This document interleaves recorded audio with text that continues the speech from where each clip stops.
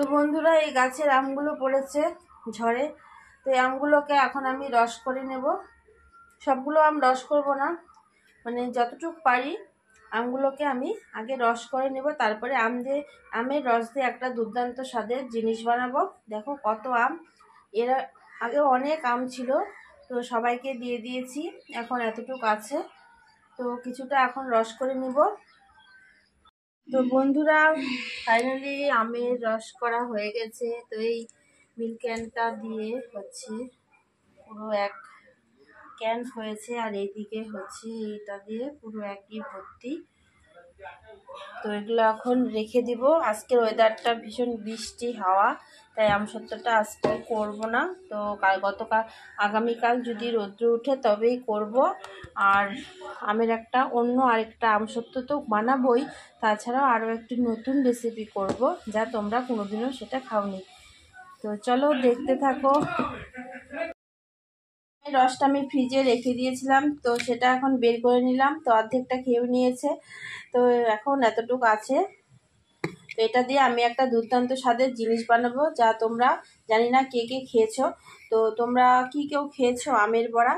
তো তালের বড়া খেয়েছো, এটা সবাই খেয়ে থাকে, তালের বড়া। তারপর কাঁঠালের রস দিয়ে বড়া পকোড়া ভাজা যায়, তো সেটাও সবাই আমরা খেয়ে থাকি। কিন্তু তালের বড়া কিন্তু আমের বড়া কে কে খেয়েছো সেটা আমাকে কমেন্টসে অবশ্যই জানাবে। আজকে আমি বানাবো এই আমাদের একদম গাছ পাকা আমের এই রসটা করেছি, সেটা দিয়ে হচ্ছে বড়া করব বা পকোড়া। তো চলো দেখতে থাকো ভিডিওটা কিভাবে বানাচ্ছি আমের এই বড়া। তো এর জন্য লাগছে হচ্ছে আমের রস। তো এটা তো রেডি আছে। এখানে নিয়েছি চালের গুঁড়ো 1 কৌটো, কম বেশি লাগতে পারে। আর এখানে আমি এই ছোট বাটি দিয়ে হাফ বাটি সুজি ভিজিয়ে রেখেছি। আর লাগছে হচ্ছে চিনি।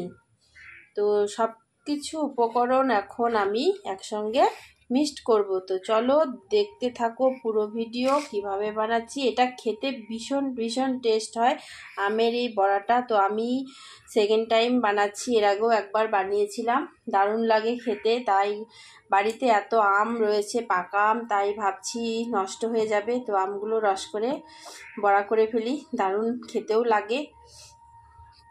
তো তোমরা যদি এই রেসিপিটা না খেয়ে থাকো তো প্লিজ বাড়িতে একবার ট্রাই করো।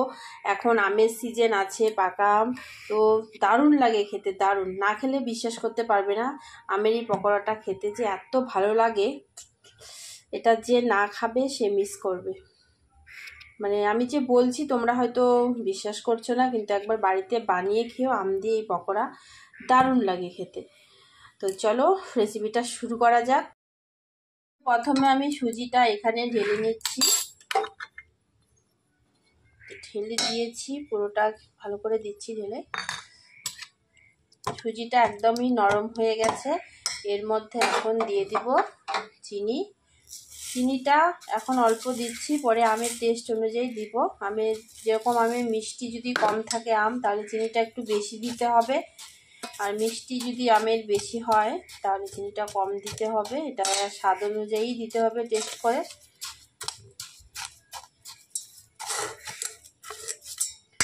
তো এখন আমি এর মধ্যে দিয়ে দিব আমটা।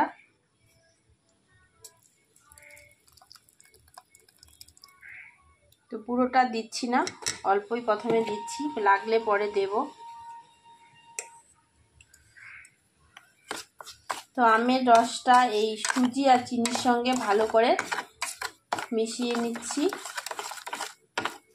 যেন চিনিটা তাড়াতাড়ি গলে যায়।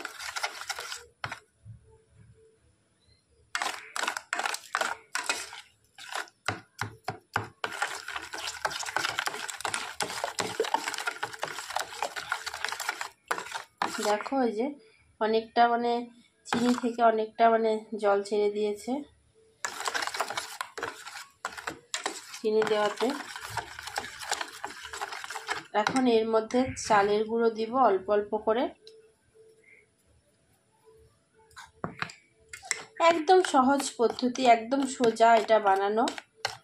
এখন পাকা আমের সিজন আছে, তোমরা এটা বানিয়ে খেতে পারো, আর এটা বানিয়ে একদম ফ্রিজে কন্টেনার যে বক্সগুলো হয় ওটার মধ্যে ভরে রাখাও যায় 5-6 দিন, কোনো কিছু হয় না নষ্ট নষ্ট।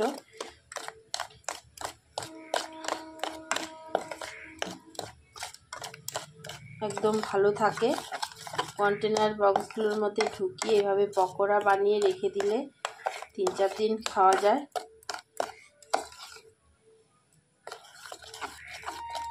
যখন যেটা সিজন তো সেটাই তখন খেতে ভালো লাগে। এখন আমের সিজন, তাই এখন আম দিয়ে সব কিছু খাওয়া হবে। আমের পকোড়া, আমের শরবত, তারপর আরও ভ্যারাইটিস জিনিস আম দিয়ে খাওয়া যায়। আমের কেক, তো আমি একদিন আম দিয়ে কেক বানিয়ে দেখাবো, দারুণ লাগে।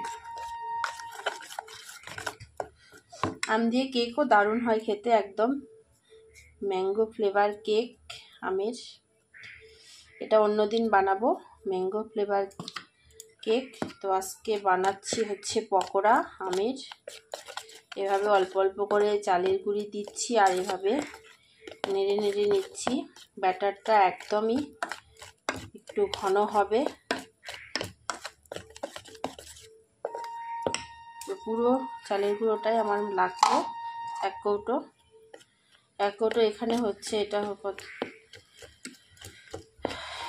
হচ্ছে 250 গ্রাম চালের গুঁড়ো লাগলো এখানে। 250 গ্রাম চালের গুঁড়ো, হাফ বাটি সুজি, চিনিটা স্বাদ অনুযায়ী, আর আমের রস। এটা এখন ভালো করে আমি হাত দিয়ে মেখে নেব। তো ব্যাটারটা একদম রেডি হয়েছে। এই যে এরকম ঘন হবে,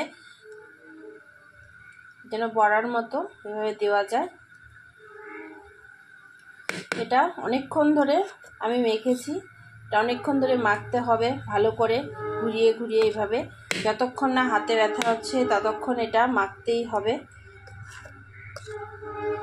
একদম মাখতে মাখতে যখন এটা হাতে ব্যথা হয়ে যাবে তখন এটা ভাববেন যে কমপ্লিট হয়ে গেছে ব্যাটারটা করা। ঠিক আছে, কড়াই বসিয়ে দিয়েছি গ্যাসে। তো আমি প্রথমে একটা দিয়ে দেখছি তেলটা হয়েছে কিনা, ছোট্ট করে। হ্যাঁ, তেলটা হয়ে গেছে, যে উপরে ভেসে যাচ্ছে, তার মানে তেলটা একদম পারফেক্ট হয়ে গেছে। তো এখন গ্যাসের হিটটা আমি একদম কমিয়ে দিয়েছি,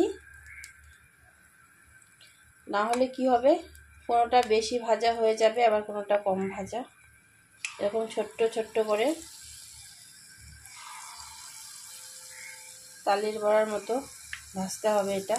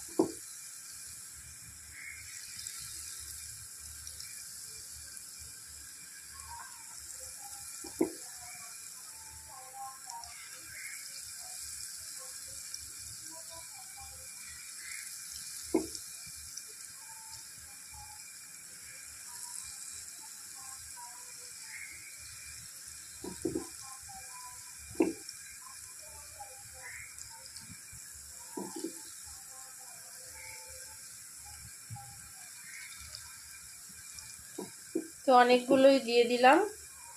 এই কড়াইগুলোর মধ্যে অনেকগুলো একবারে বেশি করে ভাজা যায়, একদম নিচটা একদম চ্যাপ্টা হয় না, তাই আমি এটা নিয়েছি। এগুলোর মধ্যে অনেকগুলো ভাজা যায় বড়া একসঙ্গে, ননস্টিকের এই কড়াইটা।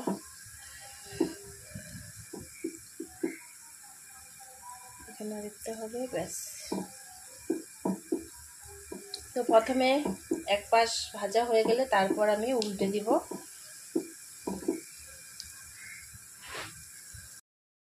তো এটা এখন উল্টে দেওয়া যাবে না, কারণ উপরের পাশটা যখন একটু শক্ত হয়ে আসবে তখন এটা উল্টাতে হবে। তো এখন আমি এটা উল্টে দেব। চামচ দিয়ে উল্টে দিচ্ছি। কারণ খুন্তি দিয়ে এখানে নাড়াচাড়া করলে হয়তো ভেঙে যাবে, একটার গায়ে একটা লেগে যাবে, তাই আমি সেফটির জন্য চামচ দিয়ে এটা উল্টিয়ে দিচ্ছি। তাহলে বড়াগুলো একটা করে ভালো করে উল্টানো যাবে আর ভাঙবে না।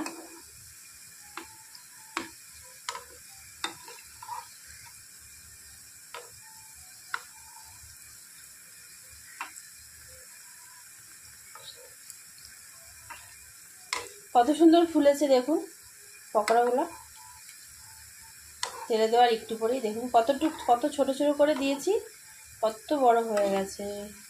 ওয়াও,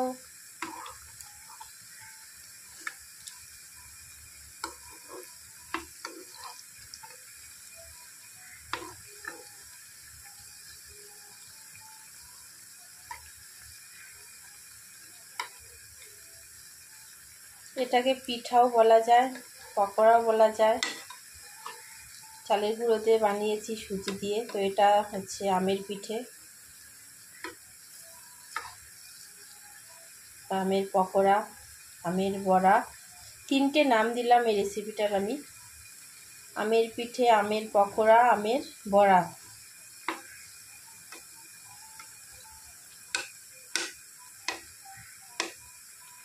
মিষ্টি একটা হিমসাগর যে আমটা আছে ওটা দিয়ে আর দারুণ হবে বানালে।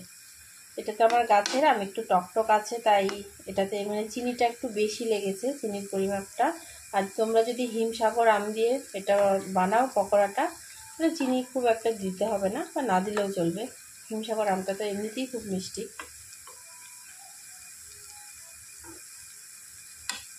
তো আমি একটু চিনি দিলাম, কারণ আমার এই গাছের আমটা একটু টকটক।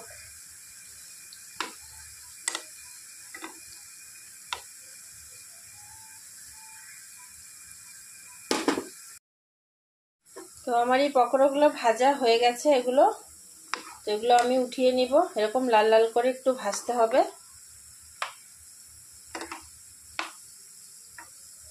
দুপাশটায় এই যে দেখাচ্ছি, দুপাশটাই লাল হয়েছে। এগুলো হয়ে গেছে, আর বেশি ভাজলে ভালো লাগবে না খেতে। তো এগুলো এখন উঠিয়ে নিচ্ছি এভাবে ছেঁকে ছেঁকে তেলটা। খুব সুন্দর একটা স্মেল বেরিয়েছে আমের।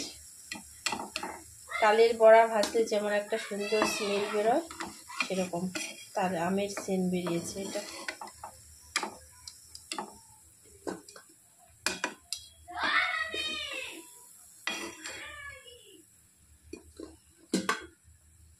বন্ধুরা এই যে ভেজে নিয়েছি, খুবই গরম, হাত দেওয়া যাচ্ছে না। তো এখন বাদ বাকিগুলো আমি সেম একইভাবে ভেজে নেব।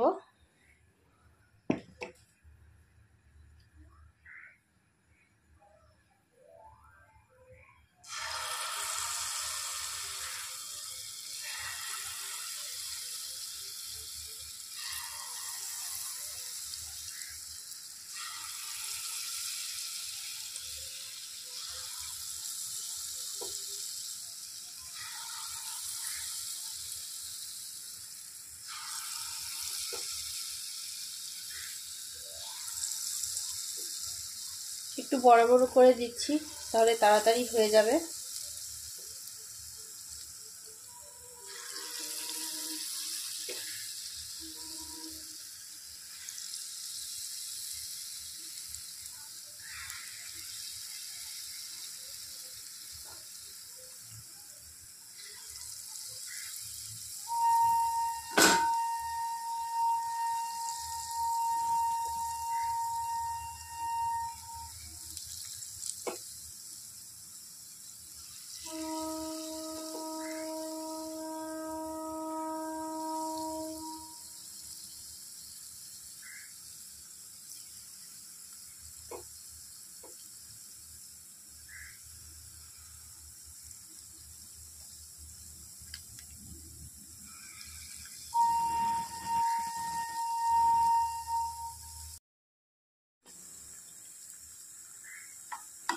তো এগুলো হয়ে এসে উল্টে উল্টে দিচ্ছি, একটু লাল লাল করে ভেজে উঠিয়ে নেব। তো এইভাবেই সবগুলো বড়া আমি ভেজে নেব।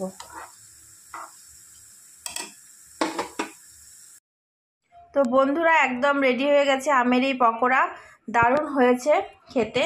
তো একটা খেয়ে দেখলাম, পিথিকাও খেয়েছে, বলল যে দারুণ হয়েছে। আর ভেতরটা যে এটাতে ভাঙা যাচ্ছে না, তো ভেঙে দেখাচ্ছি। এই যে ভেতরটা একদম আমের কালার, পাকা আমের, দারুণ লাগে এটা খেলে। তো তোমরা না খেলে বিশ্বাসই করতে পারবে না যে আমের পকোড়া খেতে এত টেস্ট হয়। তো তোমরা আর দেরি না করে আমের সিজন থাকতে থাকতে এভাবে বাড়িতে বানিয়ে ফেলো আমের এই পকোড়া। তো পকোড়া বানিয়ে বাড়ির সবাইকে খাইয়ে একদম তাক লাগিয়ে দাও, দেখবে তোমার প্রশংসাই সবাই করবে। শুধু এত টেস্ট হয় আমের এই পকোড়া, না খেলে বিশ্বাসই করতে পারবে না। তো চ্যানেলটাকে প্লিজ যারা যারা এখনও সাবস্ক্রাইব করো নাই, তো প্লিজ সাবস্ক্রাইব করে নাও। আর ভিডিওটা কেমন লাগলো কমেন্টসে অবশ্যই জানাবে। আর প্লিজ একটা লাইক করে দিও। আবার দেখা হচ্ছে পরবর্তী ভিডিওতে। টাটা।